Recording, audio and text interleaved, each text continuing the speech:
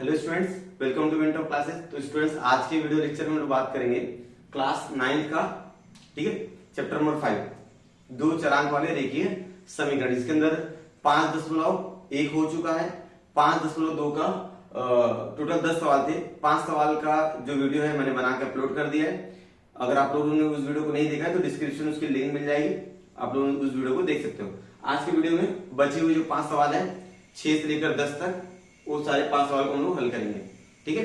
तो चलिए सबसे पहला सवाल कर लेते हैं। यहाँ पर क्या है, 3 कुर्सियों तथा 2 मेजों का मूल्य 4,500 रुपए है। 5 कुर्सी 3 मेज का मूल्य 7,000 रुपया है।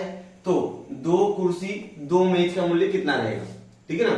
तो यहां पर देखिए, सबसे पहले क्या करेंगे हम लोग, हल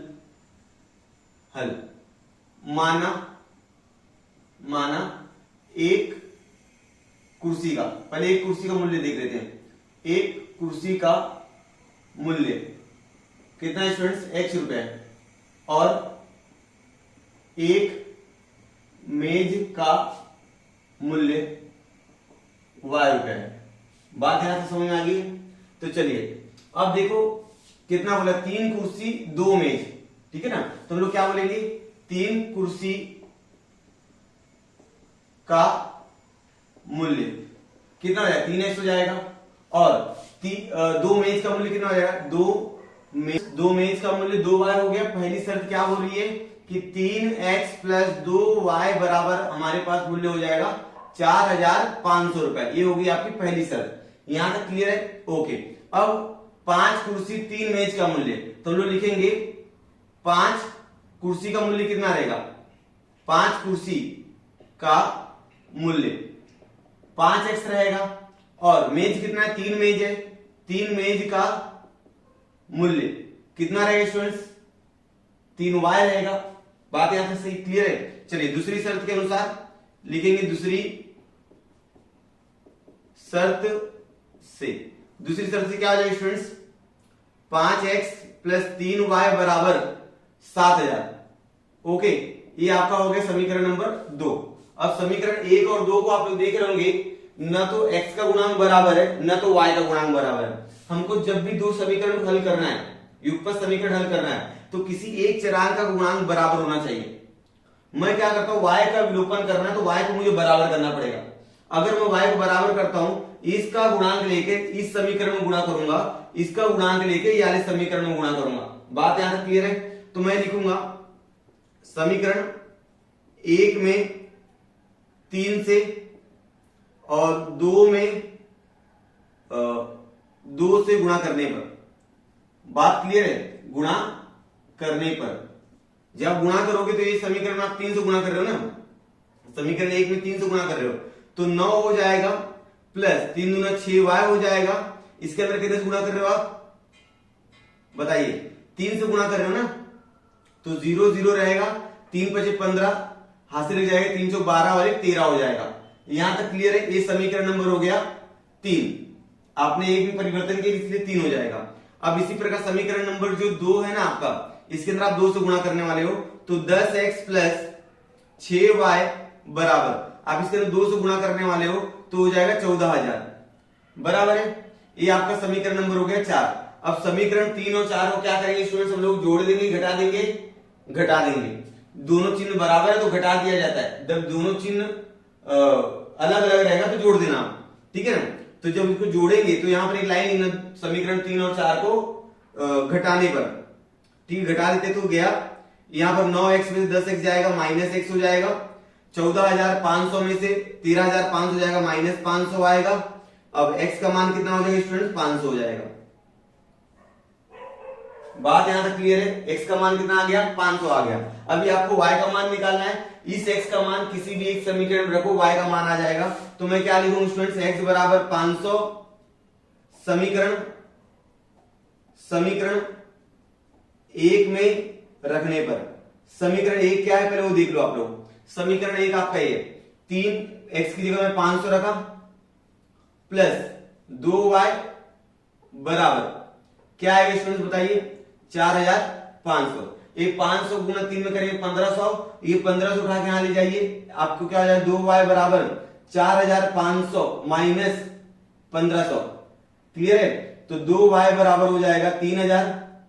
4500 में से 1500 घटाओगे तो 3000 आएगा आंसर। तो अब y का मान कितना आ जाएगा स्टूडेंट? 1500 हो जाएगा। कि 3000 को 2 से भाग दोगे तो कितना हो जाएगा? 1500 आ जाएगा। ठीक है ना? अब आपने x किसको माना है? x आपने माना है कुर्सी का मूल्य, y किसको माना है आपने? मेज का मूल्य। बराबर है? चलिए, एक कुर्सी एक मेज का मूल्य आ गया, लेकिन आपको निकालना क्या था? आपको निकालना था 2 कुर्सी 2 मेज। तो हम लोग लिखेंगे 2 कुर्सी का मूल्य, जो एक कुर्सी का मूल्य इसके अंदर 2 से गुणा करो। एक कुर्सी का मूल्य कितना है? 500। तो गुणा करेंगे स्टूडेंट्स 1000 आ जाएगा। बात यहां तक क्लियर है? और 2 मेज का मूल्य, मेज का मूल्य, एक मेज का मूल्य 1500 है, 2 मेज का मूल्य कितना हो जाएगा स्टूडेंट्स? बताइए। 3000। बात यहां तक क्लियर है? तो 2 कुर्सी का मूल्य 1000, 2 मेज का मूल्य 3000। तो हम लोग लिखेंगे 2 कुर्सी और तथा 2 मेज का मूल्य, ये दोनों जोड़ दीजिए, 4000 रुपए होगा। क्लियर है? 2 कुर्सी 2 मेज का मूल्य 4000 रुपए हो जाएगा। यहां तक समझ में आ गया आप लोग को? क्लियर है? ओके, चलिए अब सवाल नंबर करते हैं 7वां। क्या है सवाल में? 2 अंकों वाली संख्या के अंकों का योगफल। ठीक है? 2 अंकों वाली संख्या। अब 2 अंकों वाली संख्या किसे कहते हैं स्टूडेंट? 0 से लेकर 9 तक अगर आप बोलोगे 0 1 2 3 4 5 6 7 8 9, तो यहां पर एक अंक है। जैसे ही 10 आ जाता है इसको बोले हम लोग 2 अंक वाली संख्या। क्यों 2 अंक वाली संख्या? क्योंकि यहां पर एक इकाई होता है और ये क्या होता है? दहाई। ये इकाई है और ये क्या है? दहाई है। तो इसको 2 अंक वाली संख्या कहेंगे। बात यहां तक क्लियर है? और 2 अंक वाली सबसे छोटी संख्या 10 है, सबसे बड़ी संख्या 99 है। 99 के बाद 100 आता है जिसके अंदर 3 अंक हो जाता है। क्लियर हुआ यहां तक? चलो, इसका मतलब आपको ये समझ में आ गया कि 2 अंक वाली संख्या किसे कहेंगे। ओके, तो 2 अंकों वाली संख्या, अगर अंक और संख्या का मतलब तो मालूम होगा ना आपको। अंकों का योगफल कितना है स्टूडेंट्स? 9 है। अंकों का स्थान परिवर्तन से प्राप्त संख्या मूल संख्या से 27 अधिक है, तो वह संख्या ज्ञात कीजिए। 2 अंक वाली संख्या ज्ञात कीजिए। माना,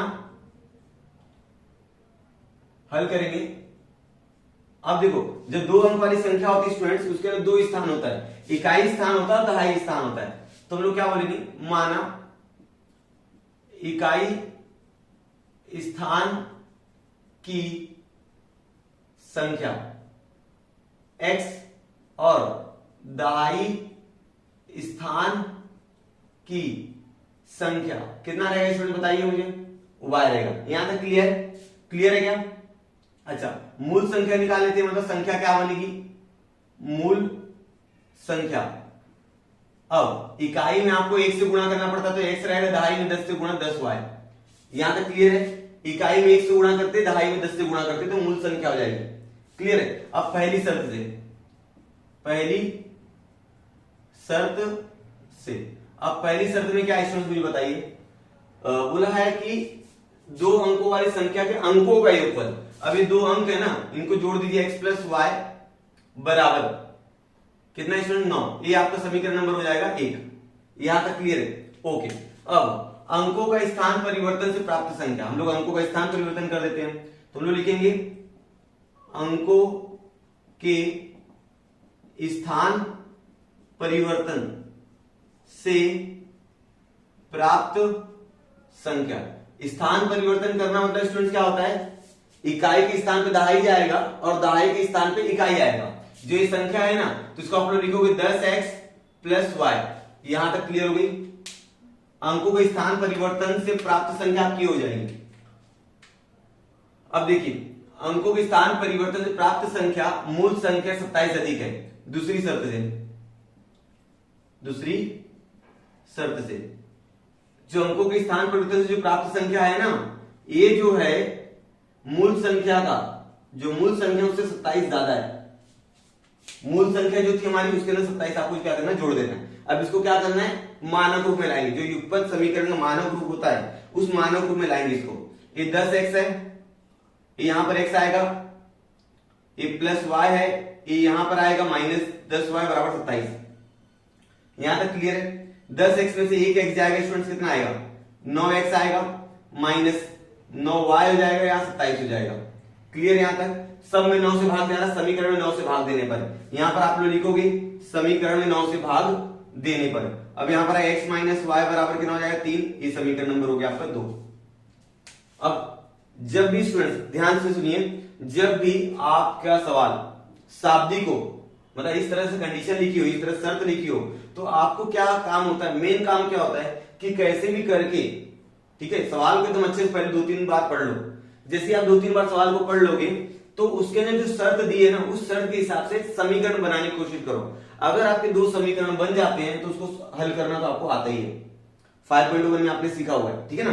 चलो अब समीकरण 1 और 2 को क्या करेंगे स्टूडेंट्स, जोड़ देंगे। क्या करेंगे, जोड़ देंगे, क्योंकि दोनों का चिन्ह क्या अलग अलग है। घटाते कब है, जब चिन्ह समान होता है तब। y यहां प्लस में, y यहां माइनस में, जोड़ दीजिए तो हम लोग लिखेंगे समीकरण 1 और 2 को जोड़ने पर। क्या करने पर, जोड़ने पर। जैसे आप जोड़ते हो स्टूडेंट्स तो ये y तो कट जाएगा, क्लियर है ना। तो x कितना हो जाएगा 2x, और 9 और 3 कितना हो जाएगा 12, x का मान आ जाएगा 6। बात क्लियर है। अब x का मान 6 आ गया, y का मान क्या रहेगा, तो हम लोग क्या करेंगे, x का मान किसी भी समीकरण में डाल दो, y का मान आ जाएगा। तो हम लोग लिखेंगे अब x बराबर 6 समीकरण नंबर, समीकरण आपको जो भी सही लगे, समीकरण 1 में रखने पर, समीकरण 1 में रखने पर। अब x प्लस वाई बराबर कितना होता है 9, तो यहां पर 6 प्लस वाई बराबर 9, y का मान आ जाएगा स्टूडेंट्स। अब देखिए ना यहाँ पर ये 6 यहाँ प्लस में, यहाँ जाए क्या आ जाएगा माइनस, तो हम लोग क्या लिखेंगे 9 माइनस 6 3 हो जाएगा। बात क्लियर है यहाँ तक। x का मान आ गया आपका, y का मान आ गया। आपको क्या चाहिए, वह 2 अंकों वाली संख्या ज्ञात करो। तो वह 2 अंकों वाली संख्या कौन सी है, ये है, तो हम लोग लिखेंगे मूल संख्या बराबर क्या है students 10y plus x। Clear है। अब y की जगह y का मान रखो, x की जगह x का मान रखो।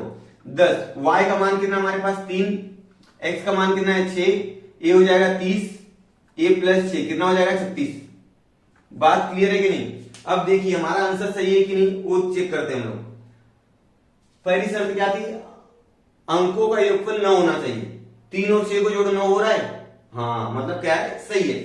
और दूसरी शर्त क्या थी कि अंकों का स्थान परिवर्तन करोगे ना, तो इकाई के स्थान पे दहाई कर दोगे, दहाई के स्थान पे इकाई कर दोगे, मतलब ये 36 है, अगर इसको आपने 63 बना दिया तो इसके अंदर 27 का अंतर हो जाएगा। बात यहां तक समझ में आई है आप लोगों को। चलिए मतलब ये सवाल हमारा क्या है, सही है। जैसे अंकों का स्थान परिवर्तन करोगे 63 हो जाएगा, और 36 और 63 में 27 का अंतर है जो यहाँ पर उसने पूछा बोला था, ठीक है। तो ये आपके सवाल हो गए छठा और सातवां। आप लोग हिंदी में लाइन लिख दोगे एक यहाँ पर कि 2 अंकों वाली संख्या 36 है, ठीक है। अब चलिए अब करते सवाल नंबर 8। कौन सा करेंगे, सवाल नंबर 8। देखिए सवाल नंबर 8 क्या है स्टूडेंट्स, एबीसी एक त्रिभुज है जिसके अंदर कोण ए का माप कोण बी तथा कोण सी के माप के योगफल के बराबर है। कोण ए का मान जो है ना वो बी और सी के जो जोड़ोगे तो कोण ए का माप मिलेगा। अब अगला चीज, कोण बी तथा कोण सी के मापों का अनुपात 4:5 दिया है, तो आपको बताना है त्रिभुज के प्रत्येक कोण का माप कितना रहेगा। यहां तक क्लियर है बात, यहां तक। चलिए यहां पर स्टूडेंट्स हल करने के लिए मैं आपको एक डायग्राम बना के बताऊंगा।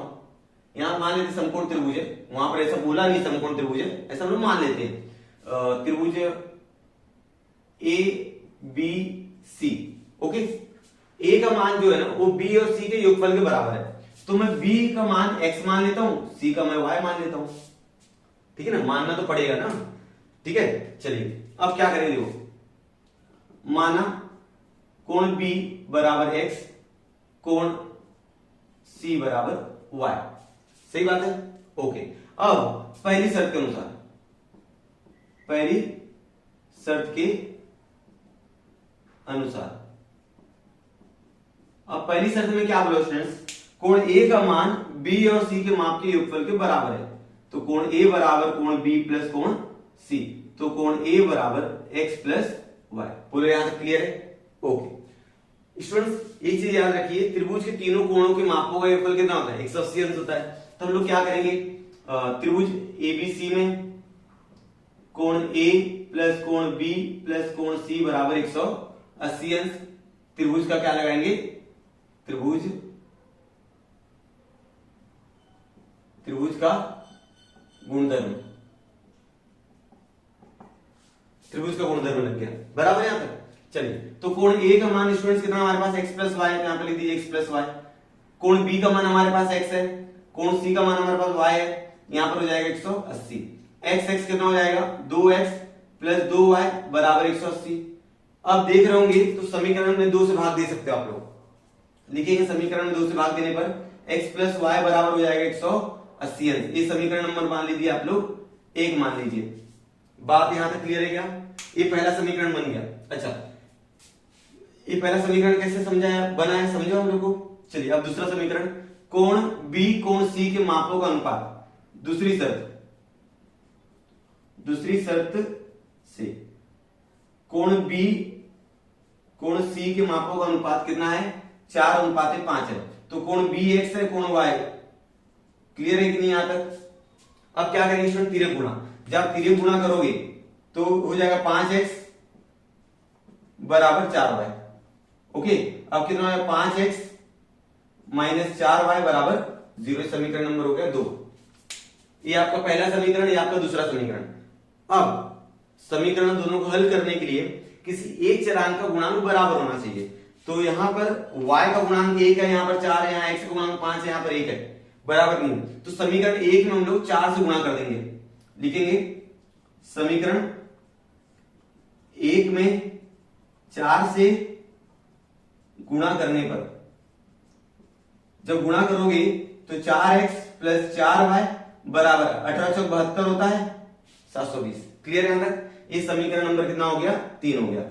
अब समीकरण 1 और 2 को, 3 और 2 को क्या करेंगे स्टूडेंट, घटाएंगे जोड़ेंगे, जोड़ देंगे। चिन्ह अलग अलग है ना, y वाला समान दिख रहा है तो क्या करेंगे, उसको जोड़ देंगे। तो 5x हो जाएगा माइनस 4y बराबर 0।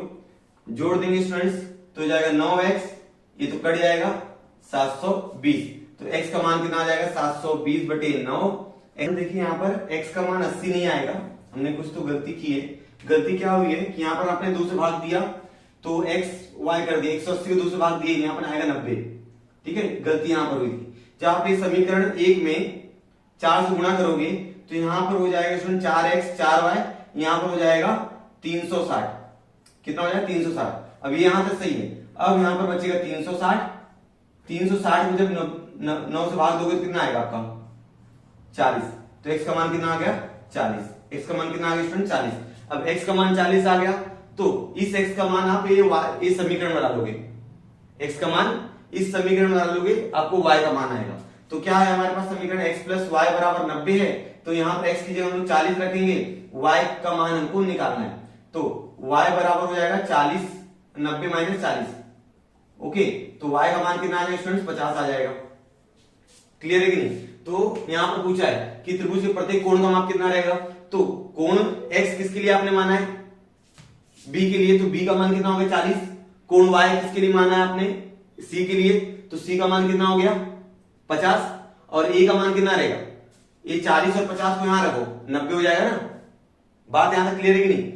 अभी आप जब एक कोण a का मान निकालना चाहोगे तो x प्लस वाई को जोड़ोगे ना, तो 40 प्लस 50 कितना, 90 हो जाएगा ना। क्लियर है, तो इसके आगे आप लोग लिख लीजिएगा। ठीक है, इसका स्क्रीनशॉट लेना चाहते हो तो आप लोग स्क्रीनशॉट ले लो।